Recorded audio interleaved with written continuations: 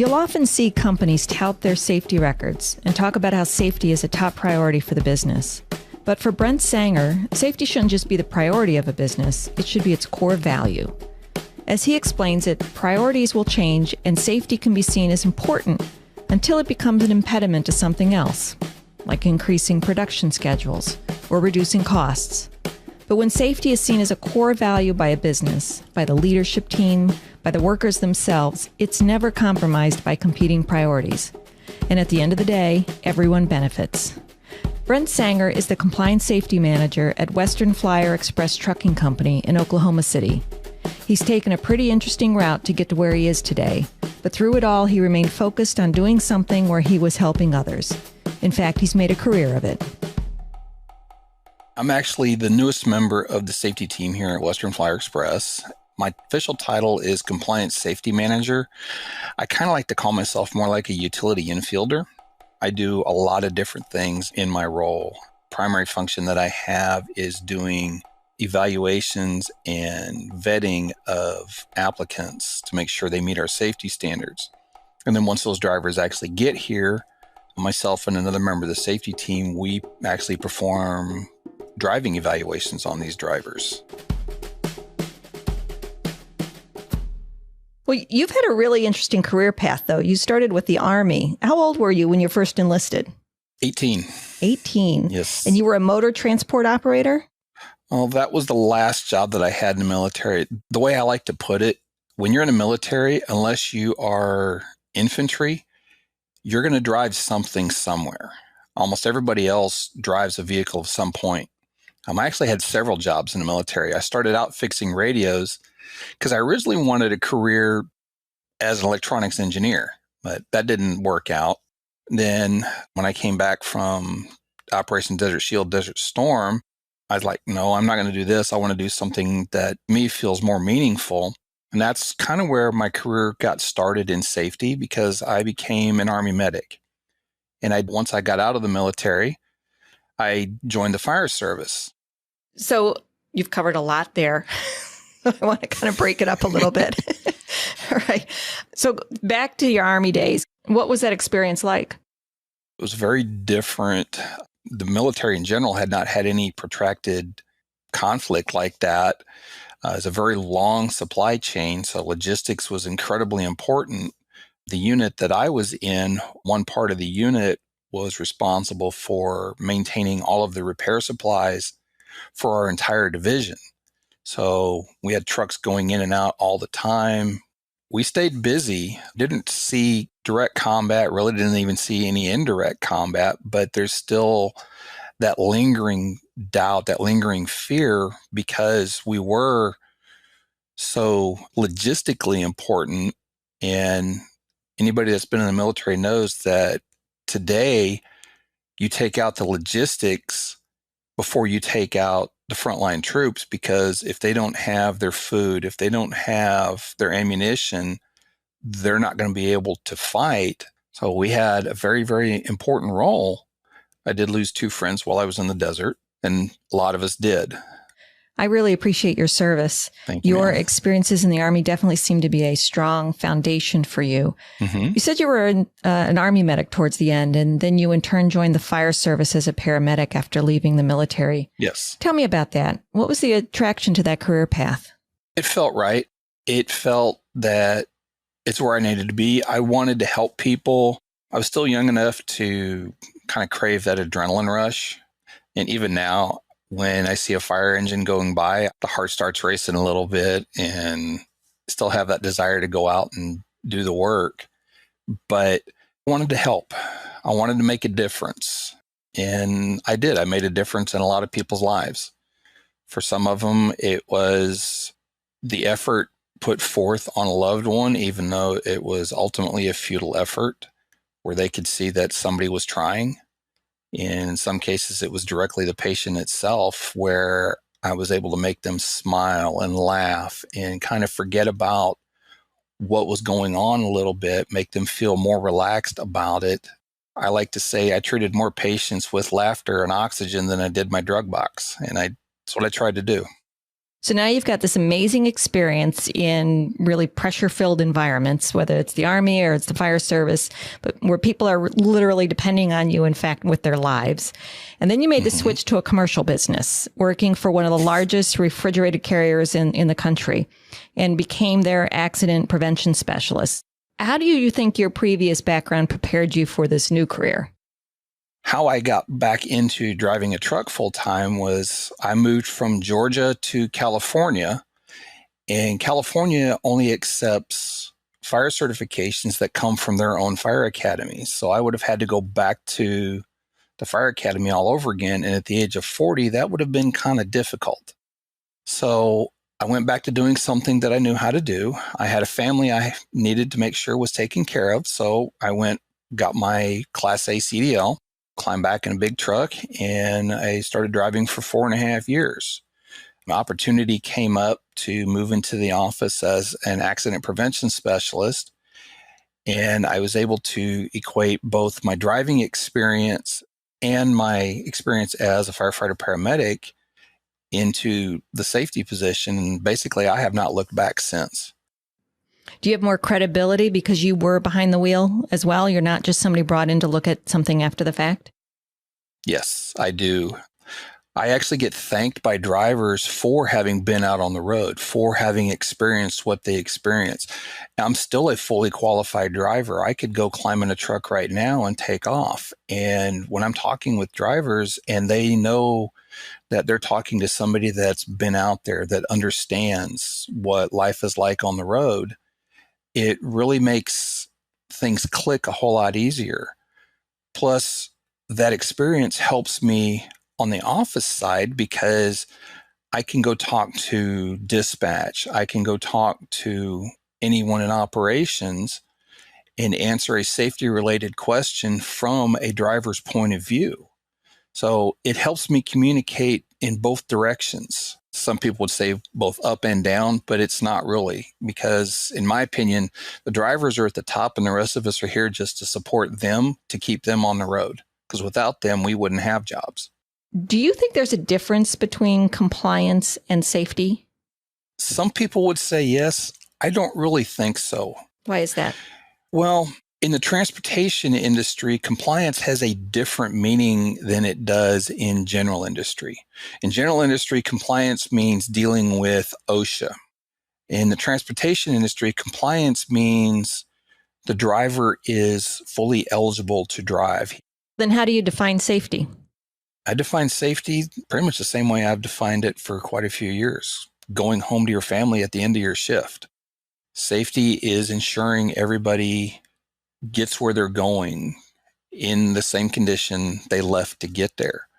Now, I tell drivers, we can go home tired. That's one thing. That happens to all of us. We can go home, we can have a Band-Aid on our finger. But if somebody goes home and they're missing something that should be attached to them, I kind of take it a little personally. I'm like, okay, what did I do or not do that could have made a difference for this driver? Because I'm very people oriented, and that comes from my days as a paramedic, because I'm dealing directly with an individual at that point. Here we have our drivers. They're still a person. Position can be filled by somebody else. The truck can be replaced. The freight that it's hauling can be replaced, but we cannot replace the person that is the driver. And when I relate that to the drivers, when they know that there's somebody in the office that cares about them, not just their position, but them as a person, it tends to generate a little bit more loyalty to the company as well. I'm just curious, based on what you just described, can safety then be a culture of a company, or is it really down to the individual interactions? It's both. Safety starts at the top, but it's built from the bottom. You have to get that, the tired old expression, buy-in from everyone. Unfortunately, you're not going to get it all the time, but if you get enough on a consistent basis, then it does make a difference. Fortunately, where I work now, safety is a very high priority from the CEO on down. He is a qualified driver himself and will go out and run loads. So he is very much about safety. companies are put out of service all the time because of their safety records. So it's something that we have to work on a constant basis. We talk safety all the time. When drivers in orientation, they hear it multiple times. They hear it from the CEO. They hear it from the vice president of safety.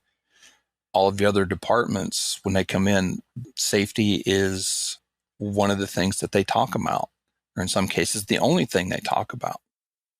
You see a lot of companies use phrases like zero accidents, a zero accident culture, zero accident goals. Should a safety program be focused on avoiding failure or about achieving success? And what do both sides of that coin look like? Safety is actually a combination of the two. Yes, we can be successful. We can be safe by avoiding failure, but that takes a very long time. The best way to do it is to learn from failure, not just our own. Learn from other people's failures. I tell drivers all the time, learn from your own mistakes, but also learn from the mistakes of others. Social media is a wonderful tool for training because so many people like to post somebody getting in a wreck or somebody doing something stupid. Those are amazing tools to teach with because it's like, yeah, somebody did something stupid. Learn from their mistakes so you don't end up on social media yourself showing the exact same. So should safety be a company's priority or its core value? And is there a difference there? My opinion is it has to be an absolute value. Priorities change. For example, one thing I like saying is Friday night before you go to bed, you sit down and say, okay, I want to do this Saturday morning, do this Saturday morning, do this Saturday morning. Make yourself a list. You wake up Saturday morning, you go to take your shower, you don't have any hot water. You go down, you look at the hot water heater, and there's water all over the ground. Well, the list of things that you just wanted to do just went right out the window. Your priority just now became fixing the hot water heater.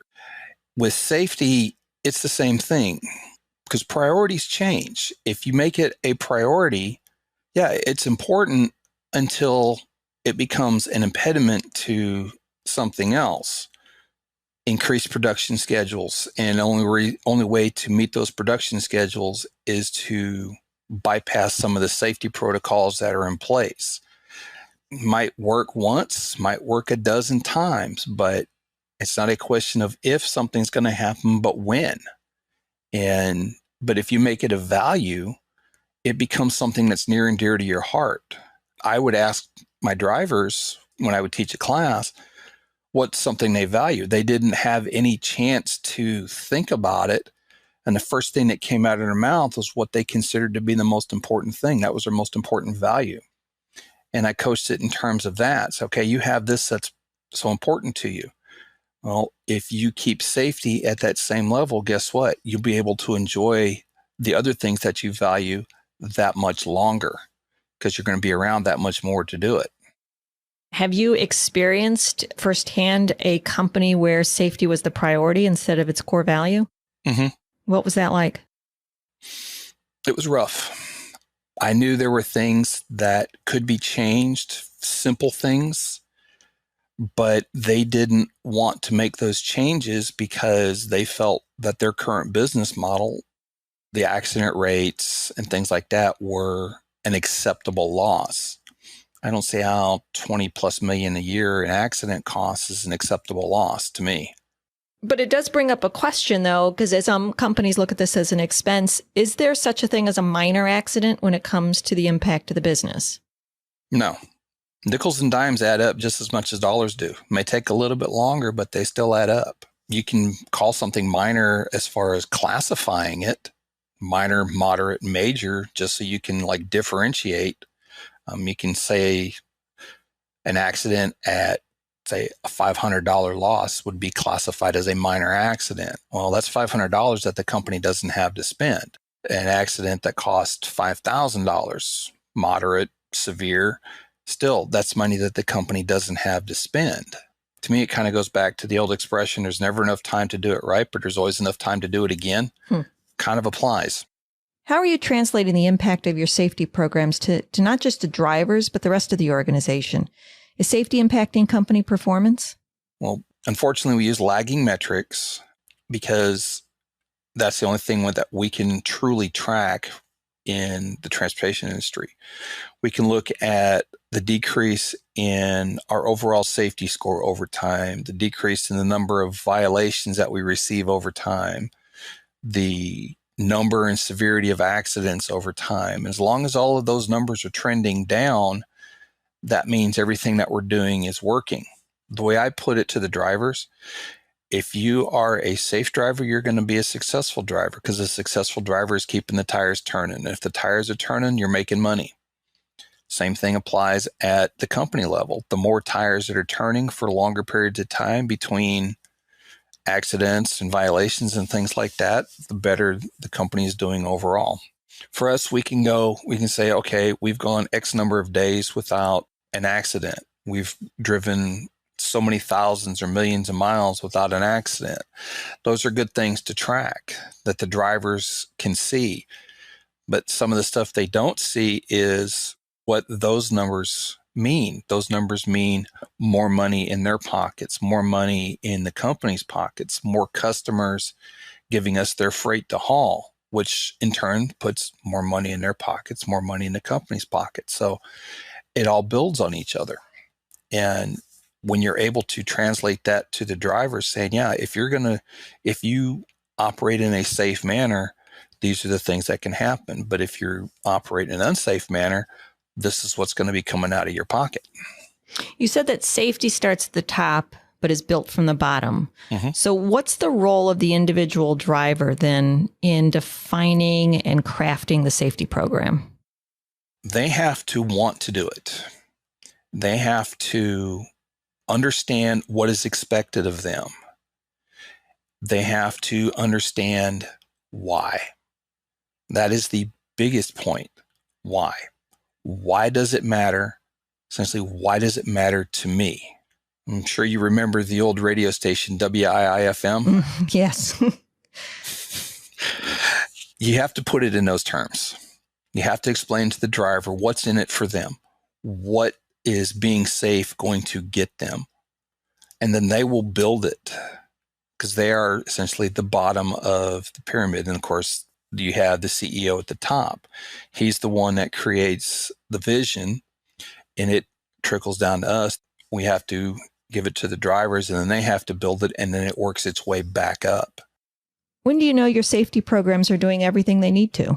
We're never going to have a perfect system.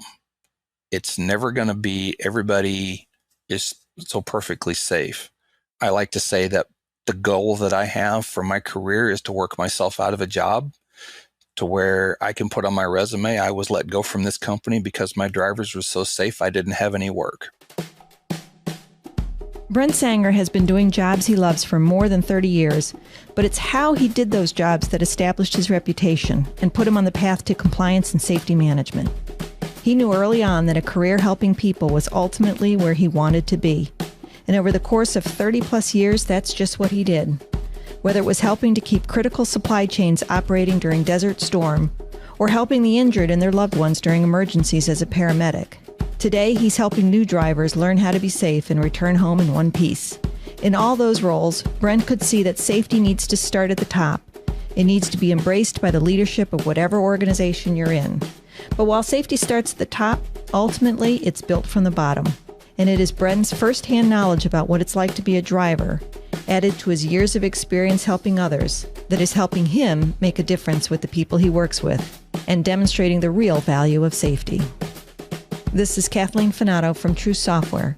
Join me again as I talk to safety leaders across a wide range of industries to understand how what drives them in their field is also driving the success of their companies. It's no accident.